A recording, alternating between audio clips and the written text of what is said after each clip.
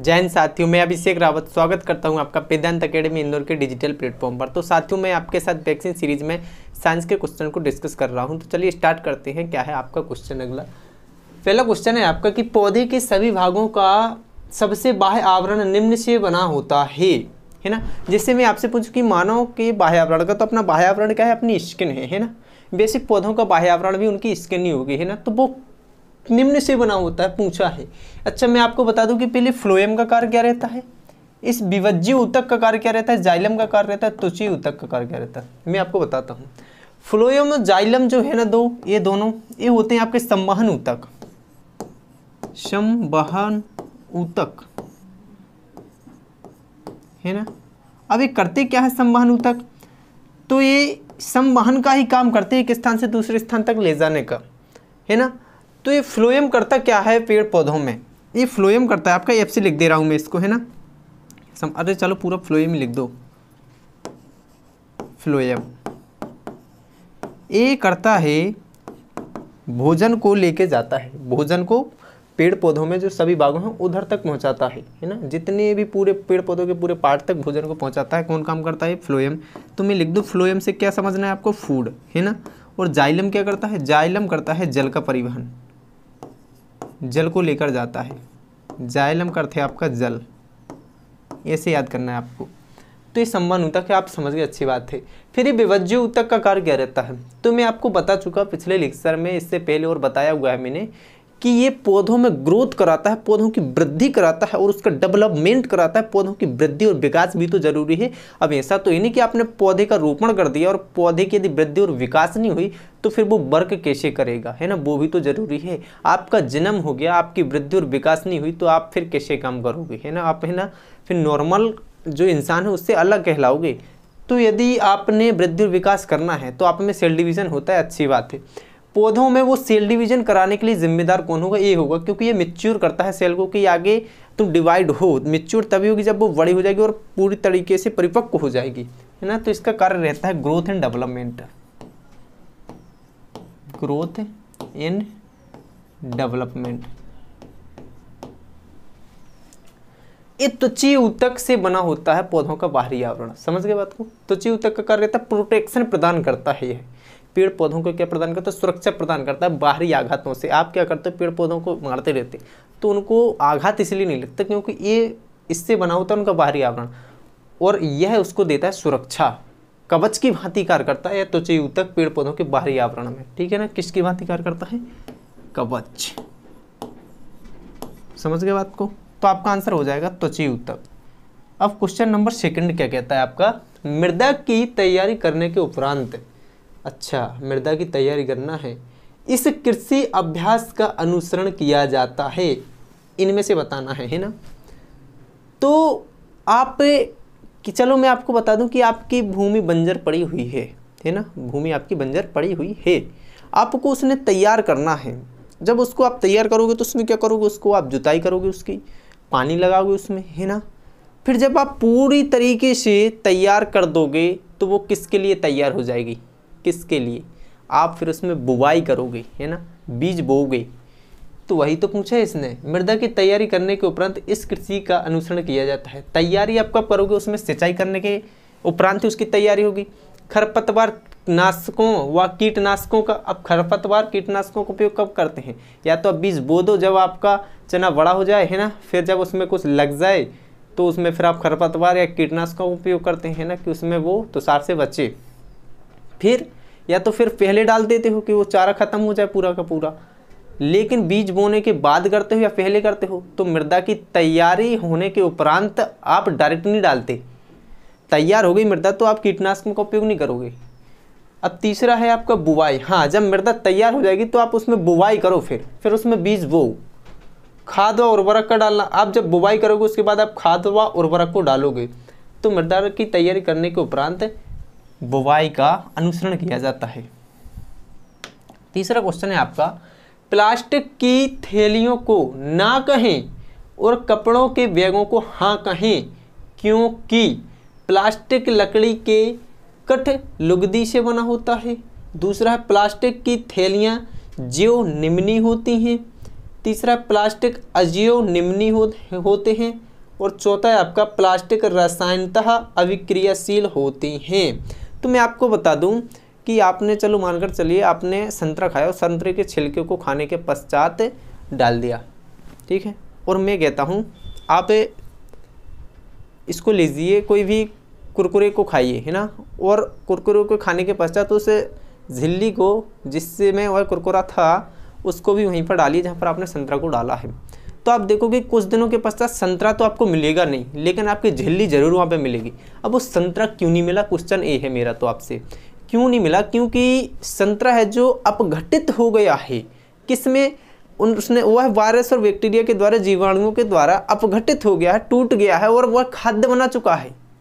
लेकिन अपघटित नहीं होते हैं आपके प्लास्टिक, तो ये खाद्य बना भी नहीं सकते, तो ये आपके लिए हानिकारक होते हैं। इसलिए कहा जाता है कि प्लास्टिक की जगह आप यूज कीजिए किसको, बैग, थैली के बैग को या कागज की थैली के बैग को यूज कीजिए, क्योंकि वह अपघटित हो जाएंगे और खाद्य बना देंगे, तो आपके लिए लाभदायक है वो तो, है ना। और प्लास्टिक में क्या होगा, आप कितना यूज़ करोगे, है ना, एक टाइम तो ऐसा आएगा कि आपको उसको रोकना ही पड़ेगा।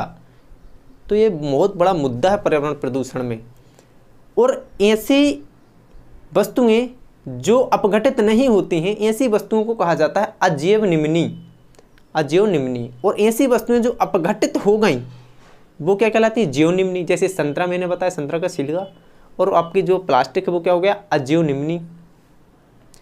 तो इसीलिए कहा जाता है क्योंकि प्लास्टिक कैसे होते हैं, अजैव निम्नीकारक होते हैं। चौथा क्वेश्चन है आपका, एक पादप कोशिका में जीव द्रव्य कुंचन को के रूप में परिभाषित किया गया है। देखो मैं आपको बताऊं जीव द्रव्य कुंचन क्या है।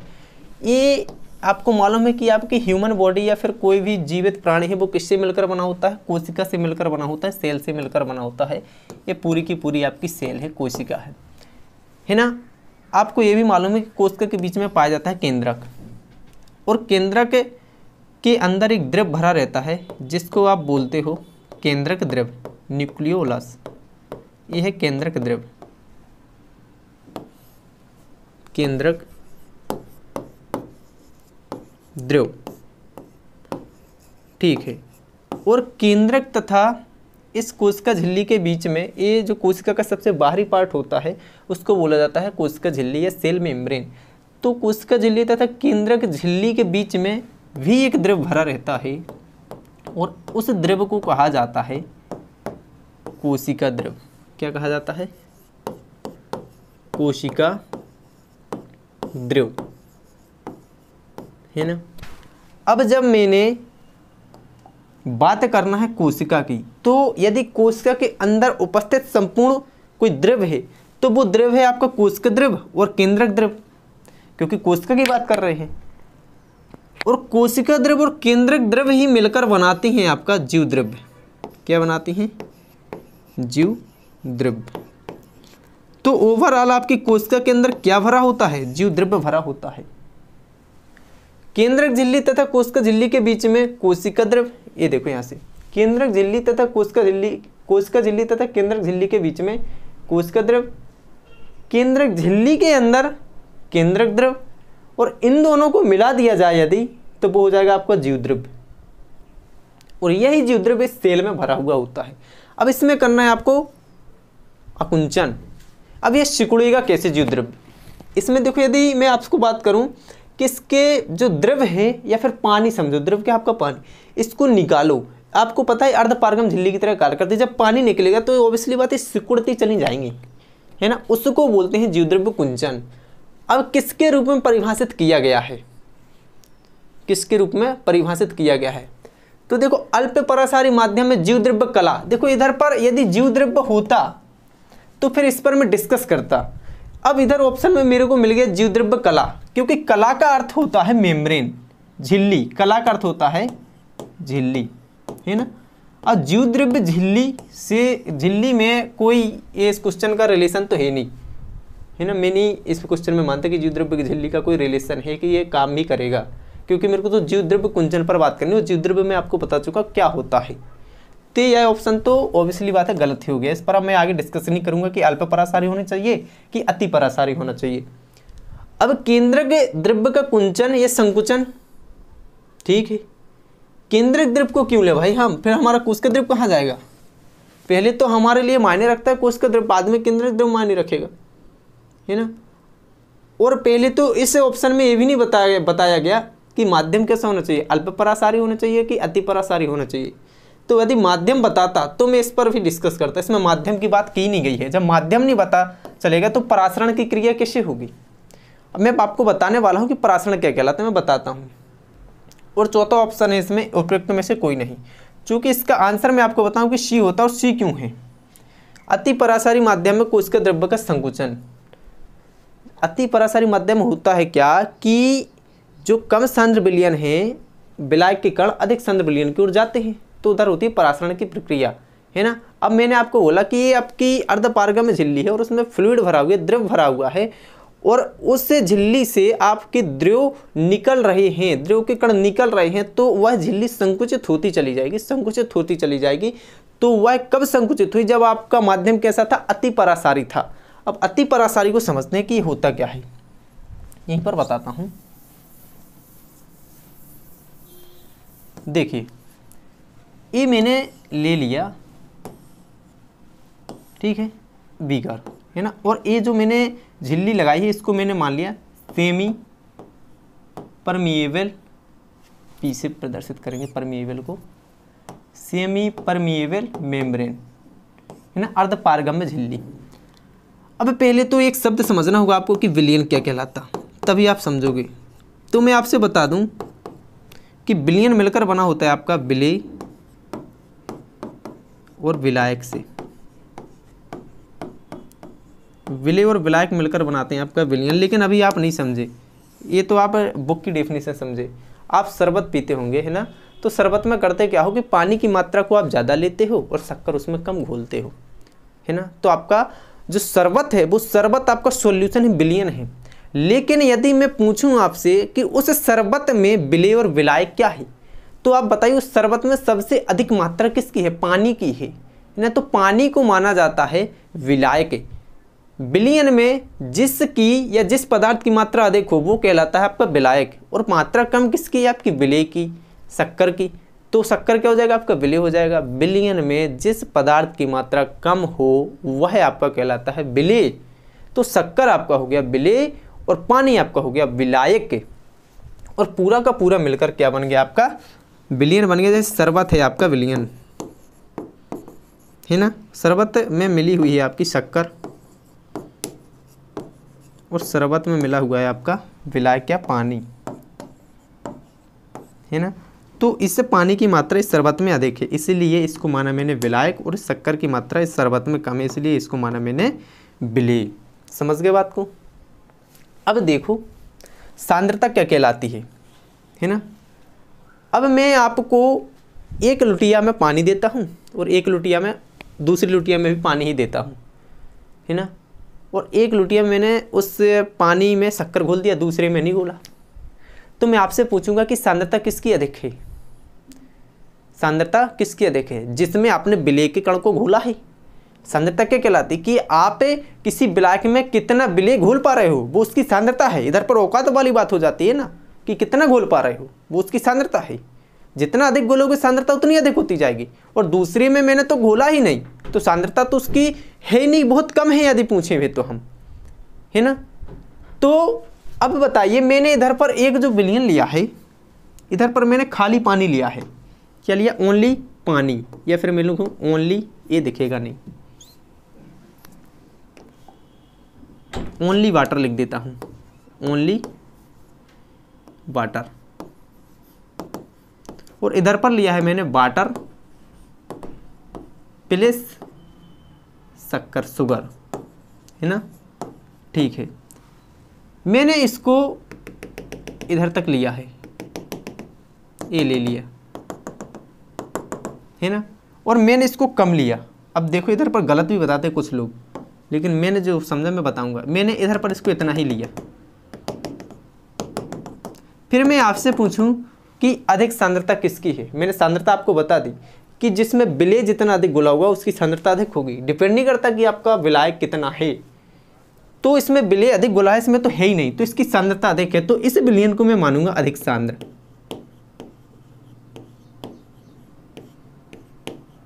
है ना। और यह जो विलयन होगा आपका इस साइड वाला, ये होगा आपका कम सांद्र विलयन, है ना। अब आप बताइए, मैं आपसे पूछूं कि यदि विलयन में आपको बैलेंस चाहिए, संतुलन चाहिए है, तो जो पानी है या फिर जो रिसाव है अर्धपारगम झिल्ली से होकर कहाँ से कहाँ की ओर होगा। सीधी सीधी बात है, ये पानी इस साइड की ओर जाएगा, जाएगा कि नहीं जाएगा, क्योंकि बैलेंस करेगा, है ना, ये अधिक है। और आप बताओ, यदि आपको मैं शक्कर बनाए वो चाय बना के देता हूँ तो आप छन्नी से छानते हो कि नहीं छानते हो। तो छन्नी से जब आप छानते हो तो जो आपके चाय पत्ती है वो चाय पत्ती आपकी बची रह जाती है और पानी निकल जाता है। तो जो चाय पत्ती वाला सिस्टम है ना, आपने चाय को छाना तो आपने छान लिया, आपको पता चलेगा। अब मैं आपसे खाली पानी देता हूँ और कहता हूँ कि इस खाली पानी को छानो, तो खाली पानी जल्दी छन जाएगा, जल्दी निकल जाएगा वो तो, है ना, क्योंकि उसमें कोई मोटा पदार्थ है ही नहीं विलय के रूप में। समझ गए ना बात को। इसीलिए ये पानी कम सांद्र विलयन से अधिक सांद्र विलयन की ओर जाता है और यही कहलाता है आपका परासरण। क्या कहलाता है? परासरण। अब यदि विलयन अति परासारी है, क्या है? अति परासारी, तो जल्दी जाएगा और जल्दी जाएगा, जल्दी निकलेगा पानी, तो सीधे सीधे वो संकुचित होता जाएगा। अब सेल में यही बात समझना है, जब सेल में जो आपका लिक्विड भरा हुआ है वो लिक्विड यदि निकलेगा अर्धपारगम झिल्ली से होगा तो सेल संकुचित हो जाएगी। कब होगी? जब परासारी विलयन कैसा हो? अत्यधिक हो या अति हो, तब वो प्रक्रिया होगी आपकी। तो अति परासारी माध्यम में कोशिका द्रव्य कैसा होता है? आपका संकुचित होता है। अगला क्वेश्चन क्या है? फ्यूज तार खाली स्थान जोड़ा जाता है ऊर्जा मीटर के आसपास, विद्युतमय तार पर, उदासीन तार पर, भू तार पर। तो देखो, आप घर में फ्यूज तार को जोड़ते कहाँ पर हो? आप अपने बोर्ड में देखते हो जो लाल बत्ती रहती है ना, उधर पर फ्यूज तार लगा होता है। तो आपको मालूम है कि बोर्ड में तो करंट होता है, और करंट है तो उसमें आवेश के फ्लो के द्वारा वो करंट है, चार्ज के फ्लो के द्वारा वो करंट आया, और आवेश को ही बोला जाता है विद्युतमय, है ना। तो वो सर्किट है वो कैसे? विद्युतमय है। तो विद्युतमय सर्किट में आपने किसको जोड़ा? फ्यूज तार को जोड़ा। लेकिन मैं आपसे पूछूं कि फ्यूज तार को विद्युतमय सर्किट में ही क्यों जोड़ा? इसलिए जोड़ा गया मेरे भाई कि यदि करंट ज़्यादा आ रहा है तो आपके सर्किट पर लोड पड़ेगा, उस कारण होगा क्या कि आपको आपके बोर्ड या सर्किट जलने की संभावना होगी, और जलेगा तो फिर जो और इंस्ट्रूमेंट आपके घर में वो भी खराब हो जाएंगे, क्योंकि जो घर में है आपका सर्किट है वो श्रेणी क्रम में लगा हुआ है। अब श्रेणी क्रम में लगा हुआ है, उसका फ़ायदा क्या है? अब यदि आपका सर्किट में करंट ज़्यादा है या लोड ज़्यादा पड़ रहा है तो फ्यूज तार का गलनांक तो होता है बहुत कम, लोहे या तांबे के तार का बना होता है, तो इसका होता है गलनांक कम होता है। अब जो लोड है वो लोड पड़ जाएगा किस पर? फ्यूज तार पर। तो फ्यूज तार गल जाएगा और टूट जाएगा, टूट जाएगा तो आगे जो करंट है वो फ्लो नहीं हो पाएगी, है ना, आगे करंट फ्लो नहीं हो पाएगी, क्योंकि मैं कहता हूँ कि ये ए है, ये बी है और ये सी है ना। इधर पर मैंने जोड़ दिया फ्यूज तार, ये है आपका फ्यूज तार, है ना। ये गई है आपकी वायर, ये गई, ये कौन सा कलर आ गया रे, ये गई आपकी वायर, इधर से गई, ये जुड़ी हुई है ना। अब इस पर वायर पर पड़ रहा है हैवी लोड, ज़्यादा लोड पड़ रहा है और यह करंट ज़्यादा आ रहा है, तो इधर बीच में लगा हुआ आपका फ्यूज तार, है ना। तो यह गलनांक किसका होता है? कम, मेल्टिंग पॉइंट होता है बहुत ही लो होता है, तो यह गल जाएगा और टूट जाएगा। अब टूट गया, जब यह टूट गया, देखो मैंने तोड़ दिया, तो क्या आगे करंट फ्लो हो पाएगा? तो ये तो बच गए ना, है ना। इससे जो लगे हुए आपके वो इंस्ट्रूमेंट भी बच गए कि नहीं बच गए? तो श्रेणी क्रम में इसको जोड़ा जाता है। क्वेश्चन में पूछा जाता है कि फ्यूज तार को श्रेणी क्रम में किस क्रम में जोड़ा जाता है? उधर ऑप्शन में रहेगा समांतर क्रम या फिर श्रेणी क्रम, तो आपको आंसर करना है श्रेणी क्रम में जोड़ा जाता है। तो फ्यूज तार जोड़ा जाता है किस सर? विद्युतमय तार से, जिसमें करंट होता है। अब छठवां क्वेश्चन है आपका, मौसम विभाग ने एक दिन भारी तूफान और बिजली पूर्वानुमान किया था और राधा एक छाता लेकर बाहर जाना चाहती थी। समझ रहे हो बात को? राधा छाता लेकर बाहर जाना चाहती थी और मौसम विभाग ने बता दिया कि उस दिन बहुत तूफान और बहुत खतरनाक बिजली कड़कने वाली है, लेकिन उसे सलाह दी गई, हाँ घर वालों ने दी होगी सलाह, कि वह उसे ना ले जाए, क्योंकि किसे ना ले जाए? छाती को ना ले जाए। घर वालों ने बोला भाई राधा तू मत ले जा। घर वालों को पता नहीं है कि उसका रीज़न, लेकिन उनको ये पता है कि उससे उनको नुकसान पहुंचने वाला उस छाते से, क्यों पहुंचने वाला है? क्योंकि मौसम विभाग ने भारी तूफान और बिजली की पूर्वानुमान कर दिया है। अब इससे होता क्या है, यदि आप छाता ले जाते और भारी तूफान और बिजली होने वाली है आपकी, तो उस छाते पर इफेक्ट क्या पड़ता? तो वो आपके छाते में धातु लगी हुई होती है, लोहा लगा हुआ होता है, लोहा धातु है आपकी। तो बिजली कड़कने से होता है कि नुकीले भाग में धातु है जो, या कंडक्शन है जो, चालन है, चालन की विधि ज़्यादा होती है, करंट आ जाता है, तो उसमें करंट लगने का डर होता है, इसलिए बोला जाता है कि छाता मत ले जाओ। तो ऑप्शन देख लेते अपन क्या क्या है। बादलों से विद्युत विसर्जन छाते के धातु भागों तक जा सकता है। ठीक है, मेरे को तो ये ठीक लगा जो मैंने जिस तरीके से बताया।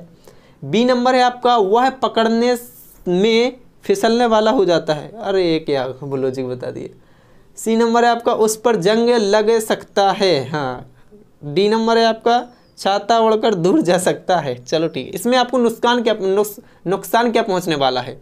नुकसान यही होगा कि बादलों से जो विद्युत विसर्जन होगा, जो छाते के धातु भागों तक पहुंचेगा, तो आपको करंट लगेगा, है ना। तो इससे बोला मत जा, तो वैसे ही चली जा भाई, गीले या भीग जाना वो चलेगा, लेकिन ये नहीं चलेगा। तो ऑप्शन क्या हो जाएगा आपका? बादलों से विद्युत विसर्जन छाते के धातु भागों तक जा सकता है। अब ये क्वेश्चन पूछा गया है, सातवां क्या कह रहा है? मुलायम धातुएं जिन्हें आसानी से चाकू द्वारा काटा जा सकता है। पहले तो मैं आपको बता दूं कि मुलायम धातु होती क्या है। सबसे अधिक क्रियाशील धातु होती है आपकी मुलायम धातु, और सबसे अधिक क्रियाशील धातु देखो क्वेश्चन पूछा जाता है, कई बार पूछा जाता है। सबसे अधिक क्रियाशील धातु या धातुएं, अधिक क्रियाशील धातुएं वो कौन कौन सी मैं आपको बताता हूं।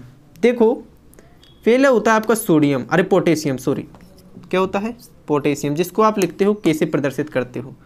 फिर होता है आपका सोडियम, है ना। फिर होता है आपका कैल्शियम, फिर होता है मैग्नीशियम, फिर होता है एल्यूमिनियम। सबसे अधिक क्रियाशील कौन है आपका? पोटेशियम, फिर सोडियम, फिर कैल्शियम, फिर मैग्नीशियम, फिर एल्यूमिनियम। तो ये आपका ऑर्डर है। अब ये इतनी अधिक क्रियाशील होती हैं, और ये दोनों के दोनों पोटेशियम और सोडियम इतने मुलायम भी होते हैं कि इन्हें आप आसानी से चाकू द्वारा काट सकते हो। जैसे पनीर को काट देते वैसे इसको भी काट दोगे, इतने मुलायम होते हैं। तो ठीक है, इसका आंसर तो मिल गया होगा आपको जो मैंने बता दिया। लेकिन आपसे पूछेगा कि सबसे अधिक क्रियाशील धातु कौन है? ऑप्शन में सोडियम भी रहेगा और पोटेशियम भी रहेगा, तो आपको आंसर करना है पोटेशियम पहला, फिर सोडियम, फिर कैल्शियम, फिर मैग्नीशियम, फिर एल्यूमिनियम। सबसे अधिक आपका पोटेशियम होता है ना। तो मैंने ये भी बता दिया आपको, तो आप इसका आंसर दे दोगे। अब क्या होगा? सोडियम और पोटेशियम। 8वां क्वेश्चन क्या है आपका? निम्नलिखित में से कौन सा ऊर्जा का स्रोत नवीकरणीय नहीं है? नवीकरणीय नहीं है, इधर ध्यान से पढ़ा करो, इधर ही क्वेश्चन गलत करते हो आप लोग ज़्यादा। पवन चक्की, सौर सेल, नाभिकीय ऊर्जा, ज्वारीय शक्ति। नवीकरणीय पूछा है जो नहीं है, तो मैं आपको बोलूँ कि पवन चक्की लगी हुई है, हवा आई है ना, हवा के फ्लो ने पवन चक्की को चलाया है ना। क्या वो हवा वहीं पर रुक जाएगी? आगे भी जाएगी, तो दूसरी पवन चक्की को भी चलाएगी। तो नवीकरणीय स्रोत वो कहलाते हैं जिनको बार बार यूज में लाया जा सकता है, और वो हवा एक बार यूज में आई, दोबारा भी यूज में आ गई, तिबारा भी यूज में आ गई, आगा कि नहीं आ गई, है ना। तो पवन चक्की तो कैसे हो गई? आपकी नवीकरणीय स्रोत हो गई, है ना। सौर सेल, अब आपने सोलर प्लेट लगा दी है, एक दिन सूरज आया तो वो चार्ज हो गई, है ना। क्या वो दोबारा यूज में नहीं आएगी? दूसरे दिन आएगी, तीसरे दिन नहीं आएगी, आएगी। तो ये भी आपका नवीकरणीय है, क्योंकि इसने पूछा क्या नहीं है, तो नहीं है को देखना है। अब नाभिकीय ऊर्जा पर यदि डिस्कस करें तो नाभिकीय ऊर्जा क्रिएट कैसे होती है, बनती कैसे है। अब मैं आपको यूरेनियम 235 देता हूँ, है ना, जिसका मैंने लिया कितना? मैंने यूरेनियम 235 को लिया, यूरेनियम 235 को कितना लिया? 10 ग्राम लिया, है ना। अब मेरे को इससे एनर्जी चाहिए है ना। तो एनर्जी तब मिलेगी जब इसका नाभिक टूटेगा, तभी तो आपको एनर्जी मिलेगी। अब जब नाभिक टूटेगा और आपको एनर्जी मिलेगी, तो सीधी सीधी बात है, जितनी अधिक एनर्जी मिलेगी उसका द्रव्यमान उतना कम होते चला जाएगा ना। अब द्रव्यमान कम होता चला जाएगा, तो क्या आप दोबारा उससे एनर्जी प्राप्त कर लोगे? एक टाइम तो ऐसा आएगा कि ये जीरो द्रव्यमान हो जाएगा, फिर राख हो जाएगा। फिर आपको कैसे इसमें दोबारा यूज में लाओगे? नहीं लाओगे ना। तो ऊर्जा का नवीकरणीय स्रोत आपका नाभ की ऊर्जा नहीं होगा, क्योंकि आप इसको दोबारा में यूज नहीं ला सकते हो, है ना। और दोबारा में यदि यूज लाते तो फिर वो नवीकरणीय स्रोत है, और उसने पूछा जो नहीं है, कहने का मतलब उसने अनवीकरणीय पूछा है, तो अनवीकरणीय कौन सा आपका नाभ की ऊर्जा। अब आगे जाने की बात है भी नहीं। क्वेश्चन नोवा क्या कहता है, एक तत्व जो पानी में संग्रहित होता है ना। पहला ऑप्शन है आपका फास्फोरस, दूसरा ऑप्शन है आपका जस्ता, तीसरा ऑप्शन है आपका सोडियम, चौथा ऑप्शन है आपका पोटेशियम, है ना। अब आपको एक कंफ्यूज होगा कि मैंने आपको ये तो बता दिया कि सोडियम पोटेशियम सबसे अधिक क्रियाशील होते हैं, है ना। फिर यदि इसके अलावा कोई दूसरा आंसर है तो फिर आपके मन में डाउट क्रिएट हो जाएगा, मेरे को भी लगा।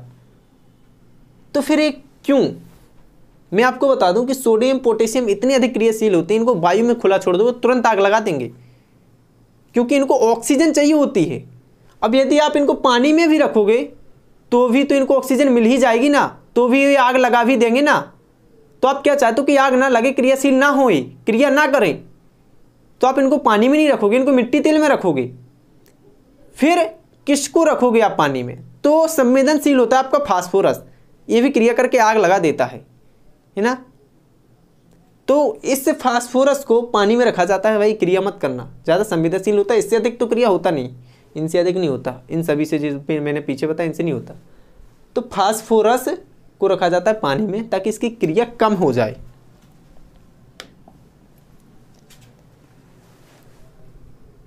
आपका 10वां क्वेश्चन है, पराग कोश से फूलों के वर्तिकाग्र तक पराग कण का स्थानांतरण कहलाता है। पराग कण होना चाहिए वहां पे, है ना, पराग कण। पराग कोश से फूलों के वर्तिकाग्र तक परागकण का स्थानांतरण कहलाता है, सीधी सीधी मैं आपको बता दूं कहलाता है आपका परागकण। अब यदि आपको इसमें समझना है तो मैं इस पर है ना बॉटनी में बनाऊंगा वीडियो, तो उसमें ऑलरेडी आपको पता चल जाएगा। अब इस पिक्चर को बताने में बहुत टाइम लगेगा, कम से कम आधे घंटा टाइम चाहिए, क्योंकि इसके आगे का भी आपको पढ़ना है, स्ट्रक्चर पढ़नी है उनकी कि कैसे कौन क्या कहलाता है, वर्तिकाग्र कौन कहलाता है, परागकण कौन कहलाता है, आपका परागकोश कैसे ऐसे जाते एक दूसरे से, है ना। तो वो मैं आपको लेक्चर में बता दूंगा, मैं वीडियो में भी बता दूंगा किसी के, इसमें मैंने बताया है, तो आप उसको देखना अच्छी तरीके से, पूरा समझ में आएगा, ये समझ में नहीं आएगा नहीं तो अभी। निम्न में से कौन सी एक गंभीर रोगों की अभिलाक्षणिक विशेषता नहीं है। गंभीर रोगों की अभिलाक्षणिक विशेषता नहीं है। यदि सोचो आपको रोग गंभीर है, रोग कैसा बहुत गंभीर है, तो आप चट्टपट्ट खत्म हो जाओगे, है ना। उसकी यदि आपने इलाज नहीं करवाया उसको, है ना, आप रुके रह गए, तो ऐसा होगा कि आप खत्म होते चले जाओगे, आपके में वीकनेस आती जाएगी आती जाएगी आती जाएगी आती जाएगी। एक टाइम ऐसा होगा कि आप उसको सहन नहीं कर पाओगे।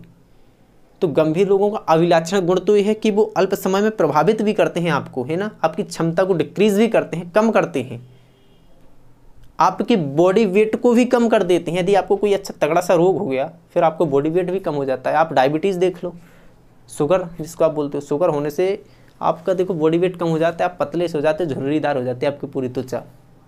एक गंभीर रोग है। तो कुछ समय के लिए कार्य व क्षमता प्रभावित होते हैं, हाँ कुछ समय के लिए कर देते हैं, यदि उनका इलाज हो जाए तो वो ठीक भी हो जाते हैं। सेकंड उपचार है आपका कि उपचार इलाज के बाद या उपचार के बाद रोगी पूर्ण रूप से ठीक हो जाता है, अच्छी बात है। इसमें वजन की हानि होती है तो वजन की भी हानि होती है। अभिलाक्षणिक विशेषता नहीं है, ये दीर्घकालिक रोग नहीं होते हैं कि लंबे समय तक चलते जाते आप इलाज करवा तो खत्म हो जाएंगे, ठीक हो जाएंगे।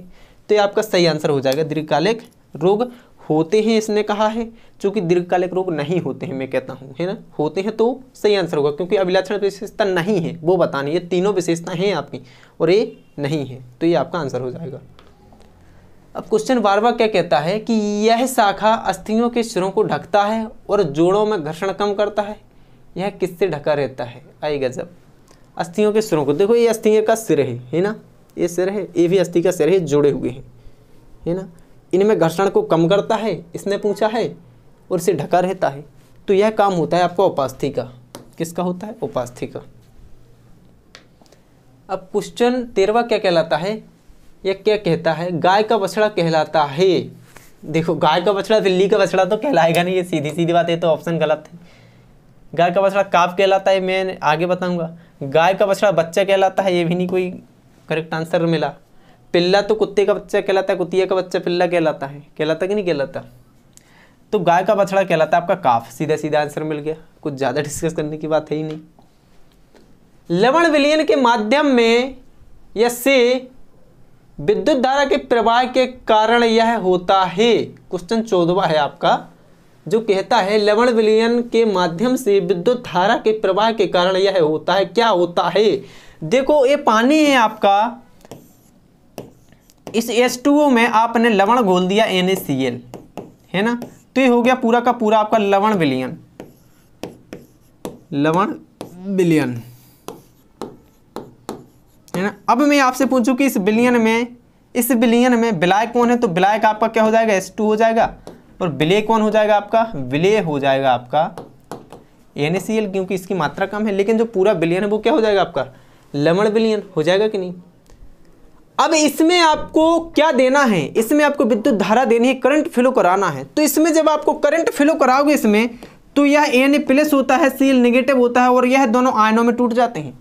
किसी भी लवणीय विलयन में जब आप उसको करंट देते हो तो वह अपने आयनों में अलग अलग हो जाते हैं, विभक्त हो जाते हैं, और यह प्रभाव कहलाता है आपका रसायन प्रभाव। तो वही तो पूछा है, किसके कारण होता है, रसायन प्रभाव के कारण होता है। क्वेश्चन नंबर 15वां क्या कहता है, पौधों में लचीलापन के कारण होता है, किसके कारण होता है। तो मैं आपको बता दूं कि एक इसमें कोलेनकाइमा ऊतक पाया जाता है, जिसको आप बोलते हो स्थूल कोणकाय ऊतक, है ना। कोलेनकाइमा ऊतक के कारण होता क्या है, उसमें लचीलापन आ जाता है। आप क्या देखते हो, पेड़ में जब आप अंडाधारी खेलते हो आप लटक भी जाते हो पेड़ से, है ना, लटक जाते हो और झूलते रहते हो। तो वो लटकने के कारण उस पेड़ की डगार में लचीलापन कहाँ से आया, क्योंकि उसमें क्या है, कोलेनकाइमा ऊतक है।